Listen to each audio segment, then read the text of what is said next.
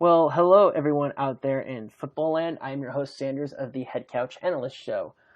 As usual, I am joined by Pardue, and he's got a bit of a life update for us. So, why don't you tell them the good news, sir? Oh yeah, I kind of getting out of a bad situation with my current job, and I'm getting a new position working with Mesa Public Schools in their warehouse now. So I'll be starting there on Monday. Put in my 1 week notice because I have to start sooner than I thought, and they're not too happy about it. But I mean, I got to move on. So I mean, what are they gonna do? So he gets a raise, and he does less work, and he's moving to a bigger and better public school here in Arizona. So, good job, bud. I am proud appreciate of you on it. that one, especially with all the hell shit that's going on in Arizona for schools and whatnot. Um, Today's episode is going to be a little bit of a take on the Cinderella team that some people like to do every year, except we're going to talk about a few teams and who we think could make that Cinderella style run, whether it's a fourth to first kind of deal or they were a bad record, good record, or sorry, bad record to good record with a playoff appearance type of team. Uh, Before we get there, though, I would like to introduce our guest star. Notorious Fantasy will be joining us today, all the way from New Jersey. How you doing, Nick? Oh, I'm doing absolutely great. I hope everyone watching or listening at home is having a great day as well. Nice. So, a little bit of context if you don't know who Nick is. He is a Dolphins fan and he loves doing fantasy football. He does some good shit. I've watched some of his stuff. By the way, he's pretty damn funny. Some of the shit that he says on his YouTube makes me laugh so hard. Especially the last one that he did on Odell Beckham. Perfect banger metaphor. Loved it. So should definitely check out his stuff. A little shout out to him. So let's get going on this. So we have three teams that we're going to be talking about for this Cinderella style run. And like I said, our only real qualifications for the teams were: did you have a bad record last year, or were you fourth place in the division, and do we think you have a potential to go first in your division, or maybe make a wild card or something like that, right? Or maybe you could have just had a losing record. So we're going to go from least hype to most hype if these teams were to make this kind of run. And we got three teams for you. The first one that we're going to talk about, and this would be the least amount of hype, and I think the reason for that is because they were 5-2 starting the season. So they were already a solid squad. They really just needed a quarterback, and we'll see if they got that. And that's the Indianapolis Colts, right? So let's talk about the state of the Indianapolis Colts here. How do you feel about them going into the season right now, Nick? I feel pretty confident. I mean, in the draft, they really addressed something I thought they needed, which was getting another wide receiver. They drafted Michael Pittman Jr. out of USC, which I think is a great move considering T.Y. Hilton, while he is one of the better wide receivers in the NFL, you could say, but realistically, he's been getting hurt more recently. The last 2 years, I believe, he has missed a bunch of games, and I honestly don't think you want to really trust in that for a weekly basis. So I think adding a guy like Michael Pittman is really going to help out the team. Plus, they already have other guys that kind of did pretty good the last couple of years that are younger kind of guys. So I think adding that with adding Jonathan Taylor as well in the draft is going to be very good for the running game. And then obviously getting Phillip Rivers, a guy who is a much better quarterback than Jacoby Brissett. I mean, nothing against Jacoby Brissett, but we know how good he is. He's like a middling quarterback, whereas Phillip Rivers, if he turns it on, could really be one of those top 10 guys in the NFL. So I really actually like the additions they made in the offseason. I think that we could see a much better Colts team this year, especially since they also added to the defense getting Xavier Rhodes, which I think will be very important for their defense not really getting a bit bent over like we saw a couple times last year. All right, so I'm going to have a couple questions about the Colts for both of you, but I want to get your general take before I get to those questions. Pardue, what do you got for this Colts team? I know a couple episodes we talked about them as one of like the most improved teams. I know you were not necessarily high on them, but you liked what they did in the offseason. Is there anything you got to add to that? Yeah. Overall, I think they have a pretty solid roster. And their middle linebacker, who's his name slipping my mind at the moment. I think it's Leonard Davis or Leonard Floyd. I can't think off the top of my I head. want to say it's But they're Dennis starting. Leonard. No, it's not Dennis Leonard. That's a baseball player. I know who you're Yeah, talking something about, Leonard. though. Anyway, I think he's one of Darius the Leonard, best middle not linebackers. Dennis Leonard. Darius Yeah, Leonard. Yep. yeah, that's it. I believe he's one of the best middle linebackers in the NFL. Like, I'll take him over Bobby Wagner, and Bobby Wagner has terrorized my Cardinals for a long time. So I think for me, that's saying something. And in adding Xavier Rhodes now, everybody's saying, "Oh, Rhodes wide open now." I mean, he's obviously not the elite corner he once was, but I think adding a veteran corner to one of the most difficult, if not the most difficult skill position in the NFL is really great for your defense. So, and then in regard to their offense, like Nick said, they added Michael Pittman Jr. across from T.Y. Hilton, and as long as T.Y. Hilton stays healthy, that's a really good wide receiver combo that they have there. And now I will admit and say that yes, Phillip Rivers is an upgrade over Jacoby Brissett, but I'm not sure how massive of an upgrade it really is.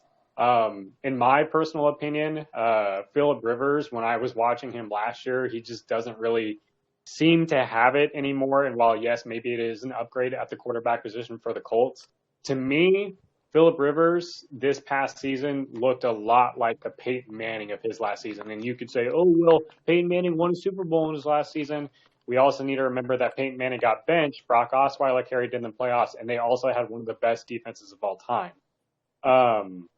So personally, I'm not super huge on Phillip Rivers at the quarterback spot for them. I do think it's an upgrade, and I think the Colts had a very, very good offseason. And I believe coaching can make up for the age and regression of Phillip Rivers. Frank Reich is a great coach. They have a great coaching staff over in Indianapolis. So I believe if this team can stay healthy and they can live up to their potential, they could make some noise this. All right, so I guess this leads to the first question that I had. Do we think, and I think this is a big part of whether, the Colts have success or not. In my opinion, they're in a prime spot right now to take a division that really we don't know what's going to happen in, right? We know the Jaguars aren't going to be very good, right? We have no idea if Tannehill will be able to recreate some of the magic he had. He wasn't even all that fantastic last year. He just made plays when he needed to. Derrick Henry kind of spearheaded the way. Will Derrick Henry do his thing again? We don't know. And man, it always seems like the Texans are just losing talent all the time, but Deshaun Watson is such a good quarterback. And to be fair to Bill O'Brien, despite him being awful at being a general manager, he makes good game plans. He's been solid at developing Watson into the star that he is.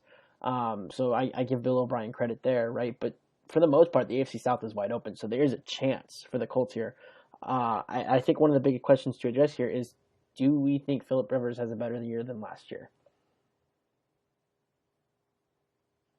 If I could go first, I would say 100% because he was last year, his offensive line wasn't all that good. And this season, he's coming in with, via Pro Football Focus, the number one ranked offensive line. They finished last year as the third best offensive line. I believe they have all the returning pieces from last season. So I think that as long as Phillip Rivers has time behind the line, he'll be able to perform. Last year, we saw him do multiple plays where he just does it, where he just says, you know what, screw it. I'm going to throw it to Keenan Allen. He's out there somewhere, and he heaves it down the field. And then Keenan Allen's nowhere near there, and he's looking like an idiot. But now I think behind a better offensive line, we can really see him perform. As well as, while I don't think the run game is necessarily better than it was in LA, I think that the fact that they have such a good offensive line and they're going to be able to run the ball much better than I think the Chargers could is also going to help out Mr. Rivers. So I think that he will have a much better season. But I do worry about, he, like you said earlier, he kind of didn't look as good as the Rivers of the past, who was one of the better not one of the best quarterbacks in the NFL, but like a top 10, top 12 kind of guy.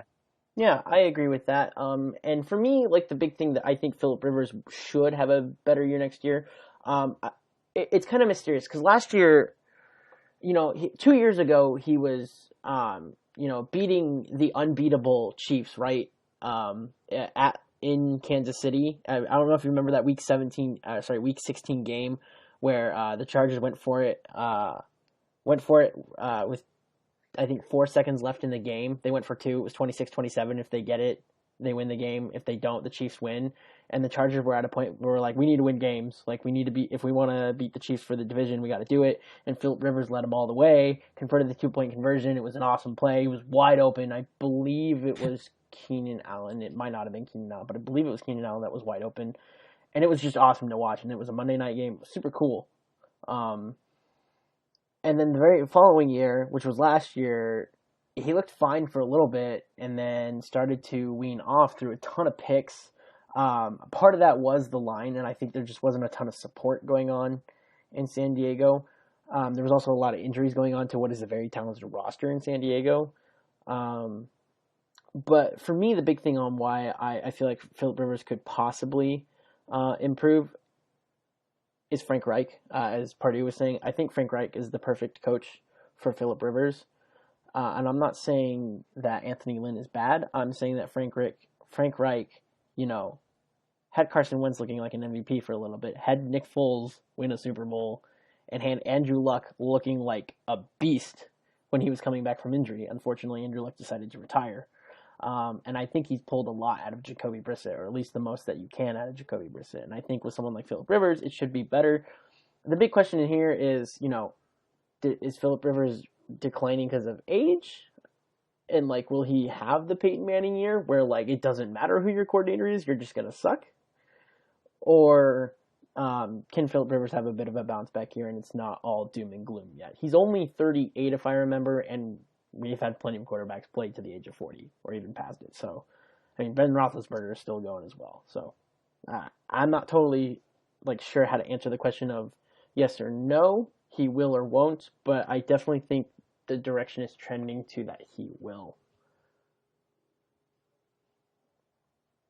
For me personally, to answer your question of whether or not he's going to have a better year, I think the short answer is yes. I think he will have a better year compared to his last season in LA. And yes, he was behind a rough offensive line this previous season. And that really hurt him down the stretch, especially because they got to a point where they started forcing everything. Now, I'm not sure, because yes, the offensive line is really big and goes into that equation, but the Chargers roster in offense, when you really look at it, it's one of the most talented rosters in the NFL. And I know the offensive line, it's a big deal, and if you have an older quarterback like that, it's going to make running the offense really difficult. But because personally, if you ask me, overall, that offense in LA is better than what the Colts have. Now, you have guys like Quentin Nelson. Wait, hold on. I just got to ask. Outside of Keenan Allen, how? I genuinely want to know how. You still got Hunter Henry as long as he's healthy. But he's always hurt. And then Mike Williams. Now, Mike Williams, everybody kind of likes to trash him because he's not a good fantasy wide receiver. But if you really watch Mike Williams play, that dude is an absolute beast. You can watch his highlights, and he's making these crazy, insane highlight reel catches every single week. More than DeAndre Hopkins, more than any other elite wide receiver in the league. He makes more mind-blowing catches than anybody else in the league, and I will hold myself to that. On top of that, you got guys like Austin Eckler who had, I think, over 1,600 all-purpose yards or close to that last year, who was an absolute beast. And then now Melvin Gordon wasn't the exact same back he was, but he's still a really good number one or number two guy on other teams. So he had the weapons there to be a successful quarterback. Now, the offensive line is a big question mark. And yes, it's a lot better in Indianapolis. So I think overall, yes, he will have a better season, and I think it's going to be mostly due to the offensive line and having a guy like Quentin Nelson in front of him, one of the best, if not the best, offensive lineman in the league. So I think, so to answer your question, yes, I do believe he will have overall a better season, but I just don't think it's going to be it's not going to be some incredible season. I wouldn't put him in the top 10, maybe if he's a middling guy, I think that's enough. If he's top 16, top 15, somewhere in that range, that'll be enough with the good coaching and the defense that the Colts are potentially building over in Indianapolis. Alrighty, I like that. So, one last thing I have to get to this, right? let's be totally honest with ourselves here. This is a division that doesn't really have an identity right now. Can we agree on that? Yeah. Yeah. Yeah, it doesn't necessarily have an identity. So there's like nothing that like stands out. Like, and for a while, the AFC North was all about defense, and that's kind of transforming right now. I would say it's more about offense than defense at the moment. You could still argue that the Ravens and the Steelers have great defenses, and so do the Browns actually. But I feel like when you think about like the faces of those franchises right now, you're thinking, okay, well, there's T.J. Watt, but I'm still thinking like Ben Roethlisberger, Juju Smith, Lamar Jackson, Mark Ingram, Baker Mayfield. Like the big guys that come to my head are all offense. And I'm not discrediting like Minka Fitzpatrick, Marlon Humphrey, or T.J. Watt or oh God, what's his name, Denzel Ward on the Browns or anything like that, right? But when I think of like those teams, I feel like more of the faces that the NFL uses are the offensive guys. So there may be a more offensive notion around the AFC, the AFC North. For the West, it's always been defense, the NFC West. For the AFC West, it was usually offense. And for the AFC South, pretty much since Andrew Luck is gone and the Texans have downgraded, I feel like it went from being an offensive identity in the South to really nothing at all, right? So, what do you think the Colts need to do to win this division to become that Cinderella type of team, right? Like, what does their identity need to be? I feel like it's not, in my opinion, I'm going to put mine out there first. It's not necessarily going to be offense or defense. If you look at it from my perspective, because they were really 18th in defense last year. I'm not talking about total defense. I'm talking about points scored against per game. Yeah. They were 18th, ranked 18th, because that's what matters, in my opinion. Total defense is nice because it means your defense isn't allowing a lot of movement. So total defense is nice, and usually when people talk about like the quote-unquote number one defense, they're talking about the team that limits the yards. I think the points are what matters because that's how you determine games. They were 18th, the 18th ranked defense with points, and the 16th ranked offense, right? And this was with an offense that struggled at times and also had a broken quarterback because Jacoby Brissett was getting hurt. I feel like their identity needs to be they need to be a balanced team. They don't necessarily need to be elite at anything, but I feel like this team needs to be like top 12 in offense and top 12 in defense. They need to be an offense that's potent but not stellar, and a defense that's bend but don't break, and it's enough to win you games to where like if the game is 24-21, you're good with that. Or if the game is 28-27, you're good with that because you're pulling away the W. But you're not blowing anyone out, and you're not defensively dominating anyone either. Yeah.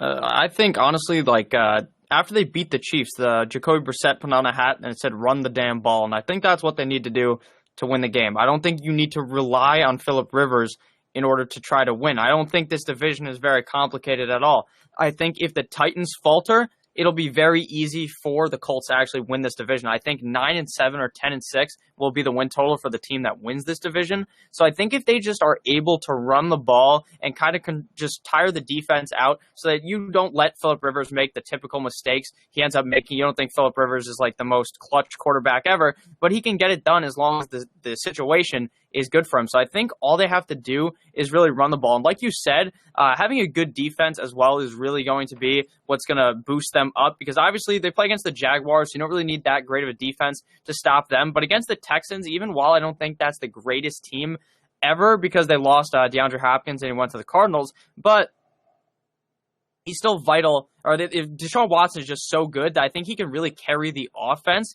but their defense is so bad that it doesn't really even scare me. So I think the Colts, actually, as long as they're running the ball, like I said, they obviously brought in Jonathan Taylor, so they should easily be able to do it with him and Marlon Mack. That I think it might actually be a very just run-heavy team that is very successful due to the fact that, like I said earlier, they have like the number one offensive line via Pro Football Focus. So do you guys think that running the ball will actually help them win, or do you think that it is going to be more on Phillip Rivers if they get kind of out of the games? I'll put this one on you, Pardue. Yeah, when Sanders just brought up this question, that's exactly what I was going to say. I was going to say it's completely, almost entirely on this run game. And I think with the defenses in that division, they could have a pretty good chance to be able to run the ball successfully. And like you said, they have the number one ranked offensive line according to Pro Football Focus, and that's really going to play in their favor. And like you said, they got Jonathan Taylor, who is one of the best running backs in the league and one of the best running backs in this draft, to complement Marlon Mack, and just that 1-2 punch at the running back spot and that offensive line in front of them. As long as Phillip Rivers can be a game manager, I feel like they're in good shape. Yeah, I totally agree with that. So this is our case for the Colts being one of these Cinderella teams. Last year they finished 7-9. They have a chance to grab the division, and they definitely aren't going to have a chance for a bye. If you ask me, as of right now, it's between the Chiefs and the Ravens. I don't really think anyone's going to be competing for that right now in the AFC, but I certainly think they can compete for the division here for like a fourth or third spot, which is pretty nice. And that would make this team go from, a little bit of on the downside, especially with, Luck's retirement last year. That was a big, gaffe in like everybody's plans, fantasy, the team, fans. Like, it was just a shocker. I just remember when it happened, I was kind of sad, actually, because he was one of my favorite quarterbacks to watch in the NFL. So, be a bit of a bounce back year. It'd be really nice to see the Colts do well. Maybe if Phillip Rivers had a resurgent year, he could sign on for another year or two and play till he's 40. Who knows? And maybe the Colts would be able to try and figure it out from there. So, let's move on. Let's go to the Broncos, who are the next team for our bit of our Cinderella run here. I don't want to have any of our viewers be annoyed at us, because I would say for the last 3 episodes we've talked about this team. Mm-hmm. Something like that. Not on purpose, really. Like, we had a free agency episode that we didn't talk about them. We had they were in our most improved teams. They were in our drafting video. We talk about them quite a bit. But this isn't necessarily to try and tell you that the Broncos are an improved team. This isn't to tell you to get excited for the Broncos. This is to tell you that they need to be taken seriously. This team improved quite a bit in the draft. They got Jerry Jeudy. And if you combine Jerry Jeudy with like Cortland Sutton, KJ Hamler, Noah Fant, Phillip Lindsay, Melvin Gordon, and a solid offensive line, and a quarterback who looks like he's on the upward trends, this offense looks like it's ready to be good. Not fantastic, probably not going to keep up with the Chiefs, I imagine, but it looks good. And then you got the defense, and this overall looks like a solid squad. A squad that went 7-9 last year. And by the way, if you remember correctly, 2 of their losses, they were robbed. First of all, that Jaguars game that they lost was bullshit. The game was over, but the refs decided to give... No, sorry, not the Jaguars, the Cubs. The game was over. I said Cubs, and I meant Bears. Oh, my goodness, because baseball's on tonight. Bears. The Broncos-Bears game. I think it was week 3. It was such bullshit. The game was over. Like, Trubisky threw a pass over the middle. There was no timeouts. Or, sorry, they had 1 timeout, but, like, when the play was over, it was at 0. But then the refs were like, oh, please reset the game clock to 1 second, and they kicked the field goal and won the game. So, first of all, in my opinion, they should be 8-8. Second of all, there was a couple of those losses where I was like, they got robbed, whether it was through some stupid-ass penalty, i.e. kind of like how the Green Bay Lions Monday night game was, or just some ridiculous, refereeing where I was like, the Broncos were robbed here. If you ask me, their 7-9 record belies what they were last year, and they looked way better when Drew Lock was the quarterback. I pretty much went on my whole rant on why this team is on this list. So that's my overview of this team, and I got one question about them, and then we can move on. But Pardew, what's your take on the Broncos and why they should be better than last year and make a Cinderella type of run? For me, for the Broncos, I'm really excited for them. Like you said, you mentioned their offense. I think two really key additions, one through the draft and the one through free agency for their offense. Let's not forget Melvin Gordon. They're going to pair him with Phillip Lindsay, a guy who's rushed for over 1,000 yards in back-to-back seasons, behind a pretty decent offensive line, and then you're going to bring in a young quarterback and give him weapons like Jerry Jeudy, who's his draft pick I'm talking about, as well as Cortland Sutton, who is already above average number one starter in terms of receivers in this league, and then as well as I don't know if I already mentioned KJ Hamler, but then as well as Noah Fant. That offense is just absolutely stacked. It's going to make Drew Lock's life in his first year fully starting a lot easier. And then with their defense, a guy that a lot of people are forgetting about because he was injured all last year is Bradley Chubb. He had an incredible rookie season for a pass rusher. In my opinion, a better season than what Nick Bosa had. I think pairing him back across from Von Miller, a guy who's I wouldn't necessarily he had say 12 sacks his rookie year, right? Something like that, something ridiculous if I remember. Yeah, and pairing him back across from Von Miller, it's only going to take more attention away from Von Miller, so it'll open up pass rush lanes for him as well. So that pass rush is still going to be really insane. Von Miller isn't exactly the player he once was a few years back, but he's still one of the better pass rushers in this league, and I think pairing them back together will be really huge for that defense.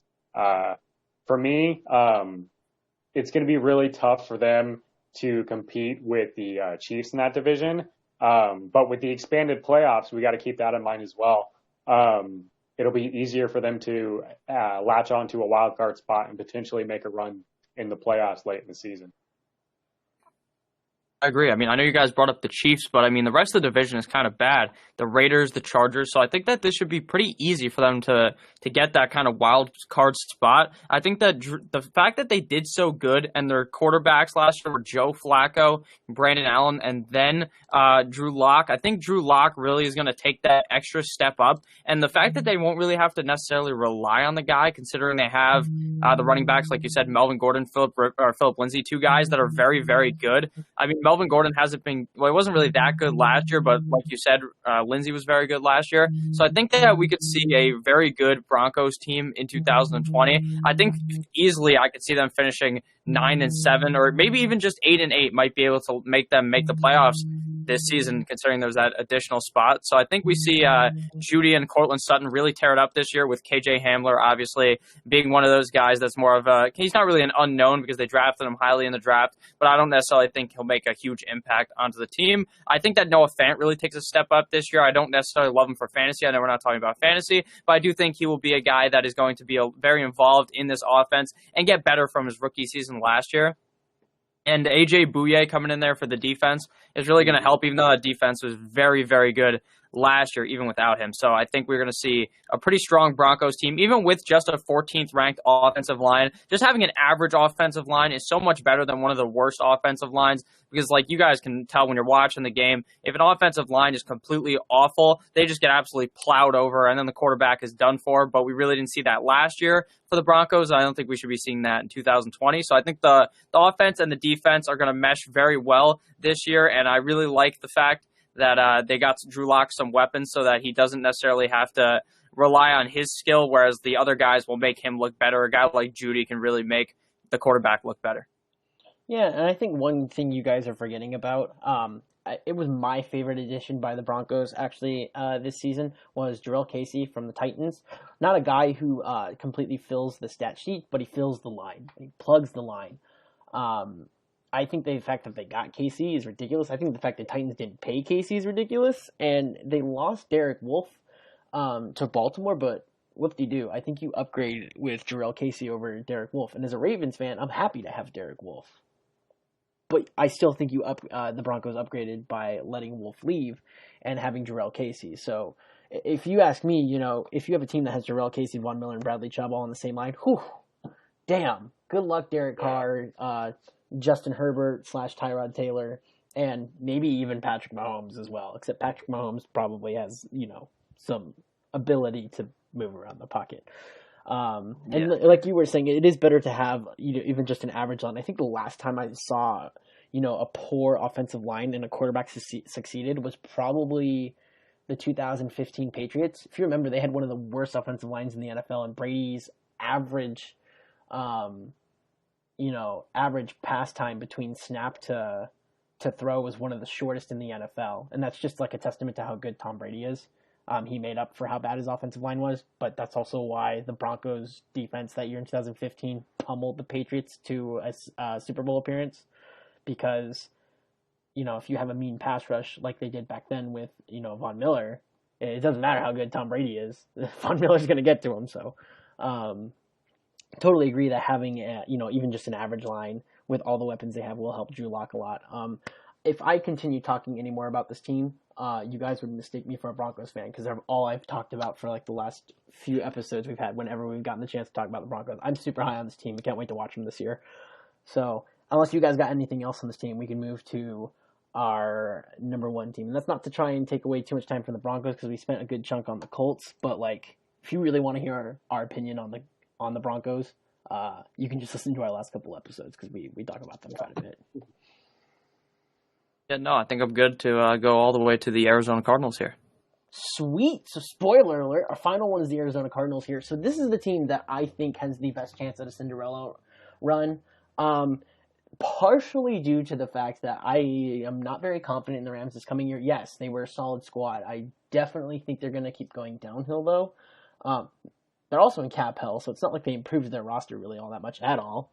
And, I think the Niners actually did a fantastic job with their offseason, but I can't help but wonder if Jimmy G has one of those years where, like, he has a really solid year, goes to a Super Bowl, and then it's just awful the next year. You know what I'm talking about? Like, these quarterbacks that do that? Like Jared Goff or Nick Foles or Joe Flacco. Like, you know what I'm talking about, right?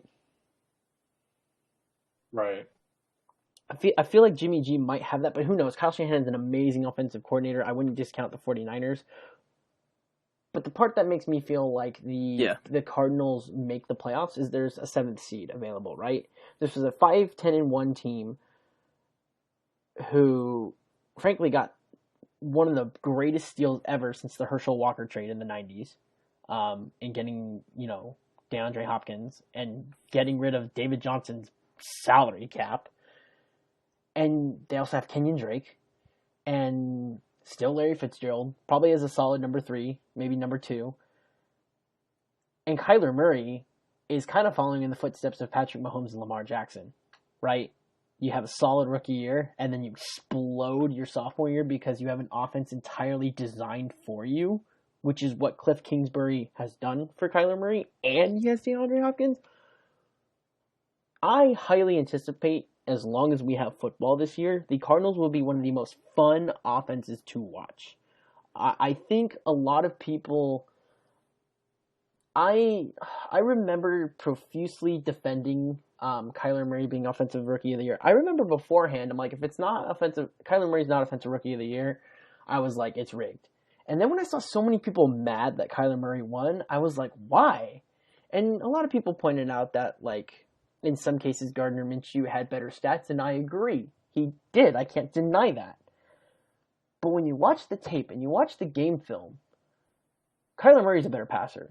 He has better pocket presence. He's quicker. He's a better athlete. Everything about Kyler Murray is better than Gardner Minshew. And this is coming from someone who really liked Gardner Minshew last year. I think Gardner Minshew can be a starter. I just think it sucks he's on a horrible team, and he's not going to do anything this year because he's on a horrible team. Not because he's a bad quarterback, but because he's on a bad team, and he has a team that's not going to be willing to help him this year.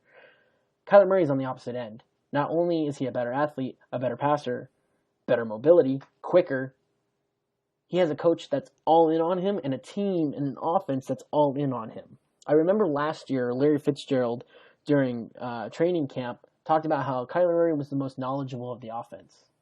And it's not because he got the playbook before everyone else. It's because he's been playing this offense his entire life. He played a version of it in high school, he played it in college, and now he's playing it in the NFL. Cliff Kingsbury said, you know what, we're not going to change a thing for Kyler Murray. We're going to make everyone adapt around him because Kyler Murray's that good.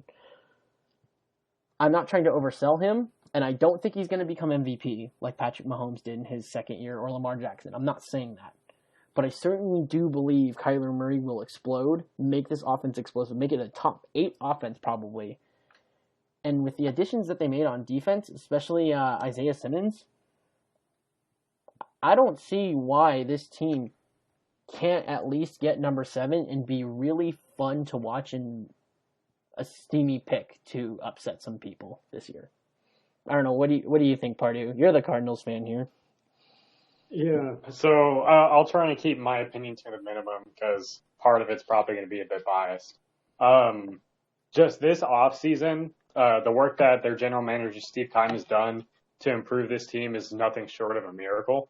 And now this is a guy who's been calling for Steve Keim's head for the last 2, 3, 4 years. Because, I mean, if you look at it, I believe it was the 2016 draft.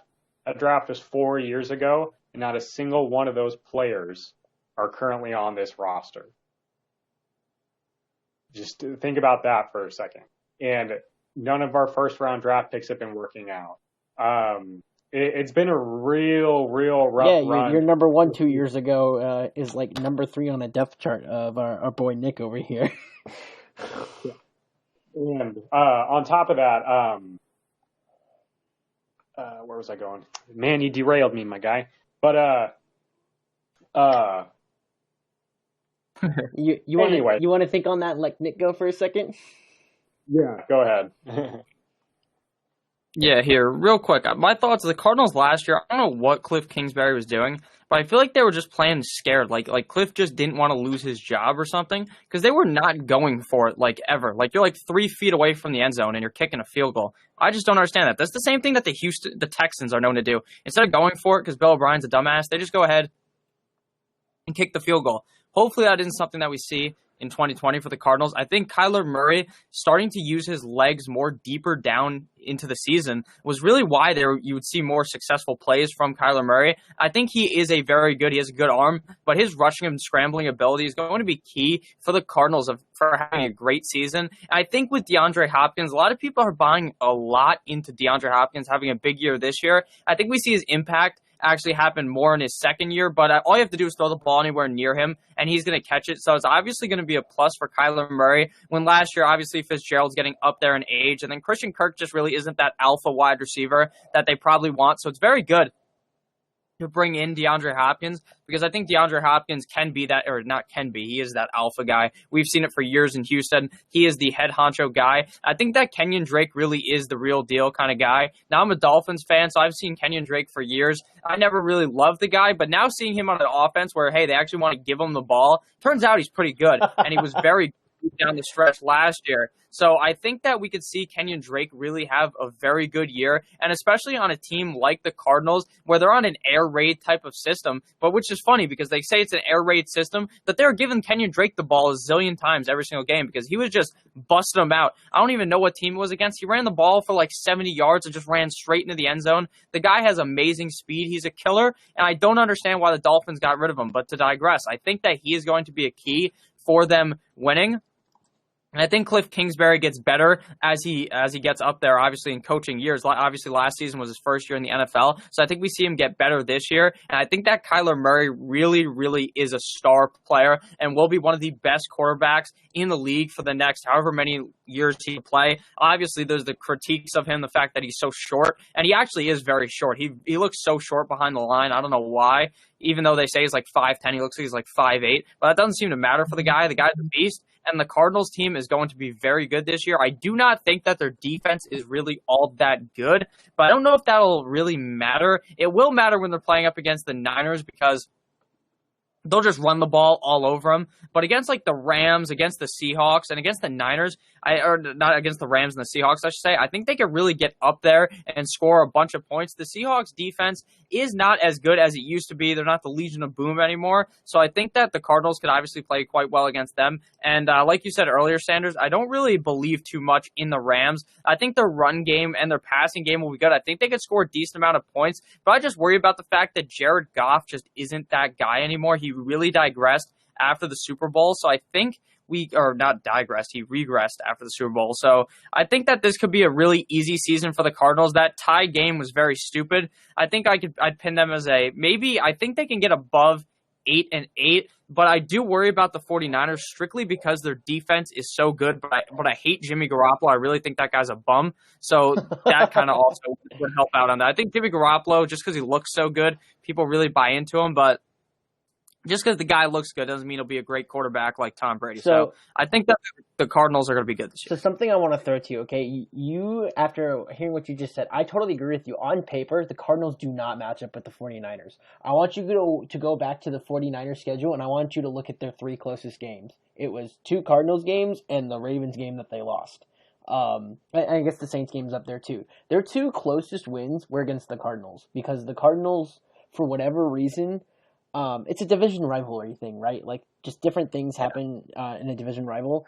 Last year's Halloween game, I believe the Cardinals were, 3 points away from winning the game or something like that, and then the 49ers defense made a stop, which, to your point, 49ers defense. But it's not like a total stomp that would ever happen. It would be a very close game. And I also believe Kyler Murray threw for the most yards against the 49ers in one of the games. So I totally agree with you. On paper, the 49ers should always beat the Cardinals. But when it happened in practice last year, and I only know this because I live in Arizona and I have to watch Cardinals games, they're actually a really good matchup live against the 49ers. So...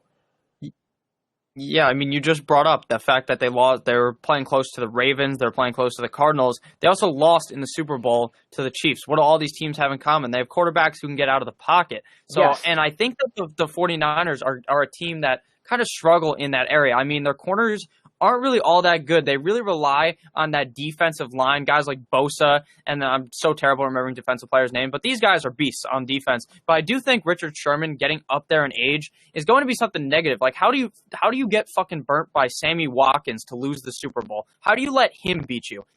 So that's what some other things like that are kind of concerning. But I do think that the Cardinals are overall a good team. But I while you said all that about the 49ers, I still do worry about them just because, like you said, on paper, they're just better. And sometimes that's just what's going to make your mind think one way is because of how good it looks when you just read a bunch of names off. So if you remember, it's Eric Armstead, Nick Bosa, D Ford. Like, this line is monstrous. This line eats you alive. But like you were saying, they struggled against mobile, fast quarterbacks. Lamar, Kyler, and Patrick Mahomes are all those types of dudes. And even when, like, it looks like the defense is going to win it, like, for example, it looks like the defense was going to win that Super Bowl. I've noticed in the Cardinals games and even in the Ravens game that the 49ers played against, it was always the fourth quarters when the defense slowed down. And at that point, that's when the offense needs to pick it up, right? And the offense hasn't done that in some of the losses for the 49ers. And there wasn't many last year. But that's the key to beating them, and the Cardinals got it.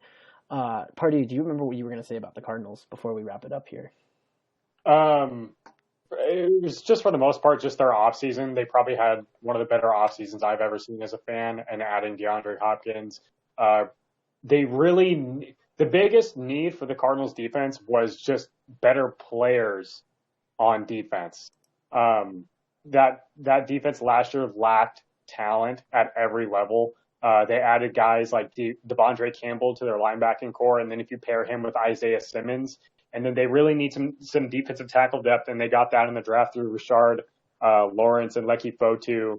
And then to now have Patrick Peterson back, not being suspended, not missing the first 6 games of the year. No and then offense Robert to him, Alford, not being a little bitch about being on the team.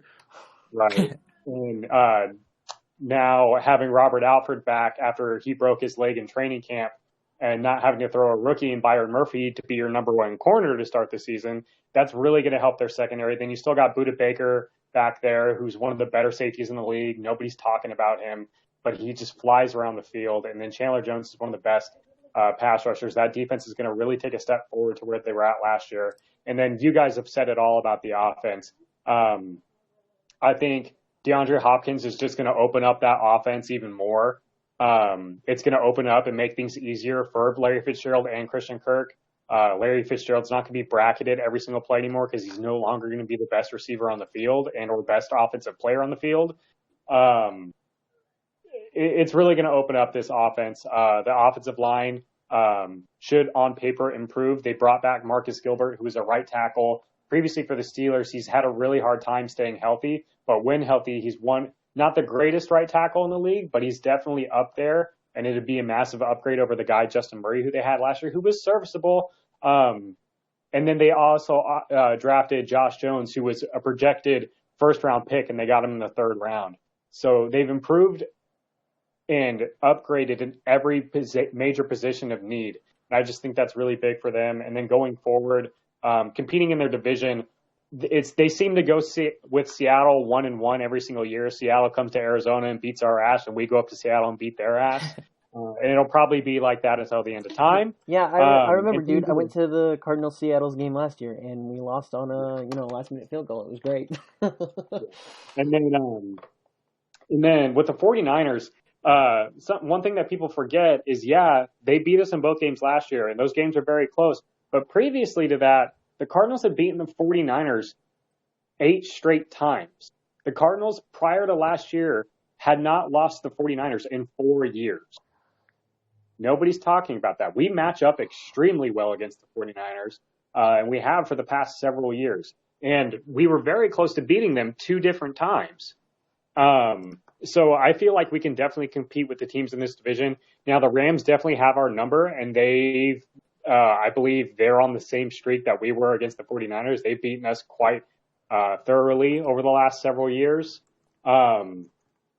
So let's see we'll see if they can get over the Rams hump. And now they're definitely on the downward trend in terms of what I believe their success is going to be. So if you want to know what it is, you have lost 7 of the last 8 against the Rams. Yeah, they've had your number for a while.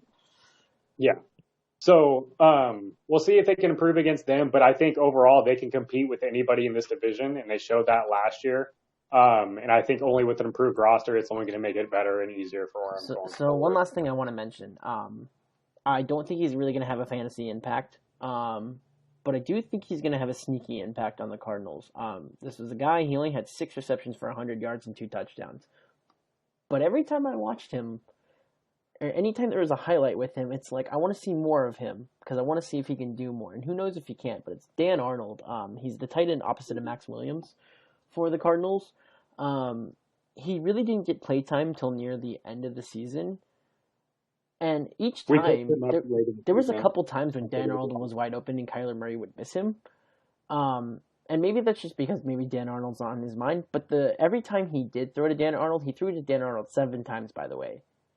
Dan Arnold caught 6 of 7 the entire season, right? He's got some good hands. There's even like an incredible touchdown catch that he had like in the very corner of like a throw that's like impossible to make, but Kyler Murray made it and Dan Arnold caught it. Very good. I think he is going to be one of those things that surprises people this year. Not like spectacularly, not in the stat sheets, but a guy who like maybe gets 400 or 500 yards and becomes like an asset for Kyler Murray as well. I think overall this everybody's on the DeAndre Hopkins thing, but there's a lot about this offense that unless you watched them last year, like Nick was saying with Kenyon Drake, they're called the air raid, but Kenyon Drake was like a massive spearhead for this entire offense last year. And I think anybody who watched with a top 10 rushing offense. Yeah, I think anybody who watched this offense knows as soon as Kenyon Drake came on this offense, everything was turned on. I'm not saying Kenyon Drake is the reason the Cardinals are doing well. I still believe that's Kyler Murray, but there's more to this offense than just Kyler Murray and DeAndre Hopkins. So, those are the 3 teams we got. We got the Colts, we got the Broncos, we got the Cardinals. Teams who we all think are going to make some sort of run next year. Obviously, this means that other teams would not make the playoffs, but also there's 2 open spots because there's going to be 2 number 7 seeds. So, who knows what's really going to happen with football this year if we make it a full season or if we even get a season.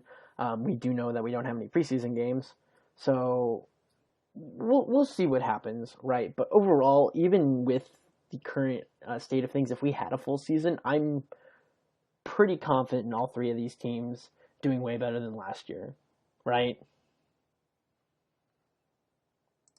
Yes. Yeah, so I think that's it. Nick, you got anything else for us? Mm-hmm. No, not really. I just want to thank you guys for having me on. I had a fun time tonight just talking some normal football. Normally I'm talking about the fake football, the fantasy football. So nice turn of events here. So I got a quick fantasy question before I let you go. And it came up when you said it. So every year, I think you would agree tight end is the worst position to try and find something in fantasy unless you get a top guy, right? Mm-hmm. Like, in the years past, it was always, back in the early 2000s, it was, oh man, who was it? It was always like Aaron Hernandez, Gronkowski, Dennis Pitta, um, Tony Gonzalez. Tony Gonzalez, even Jared Cook for a time, right? And then, then now it's become, Travis Kelce, maybe Gronkowski. I really don't know. I don't have an opinion on that yet. George Kittle, maybe Mark Andrews, and God, what's his name? I'm so Waller, Ertz. I totally just disrespected Zach Ertz right now, not thinking of him. But like, unless you get like one of those four guys, right? Like, who cares? So every year, I always make it my mission. I'm going to get a tight end that I think is going to pop off the following year. Last year, for me, it was Mark Andrews. Mark Andrews was the one person who I thought was going to pop off, and he did really well for my fantasy team last year. This year, I feel like it's going to be Noah Fant, but you just said it's not. So I'd like to know why.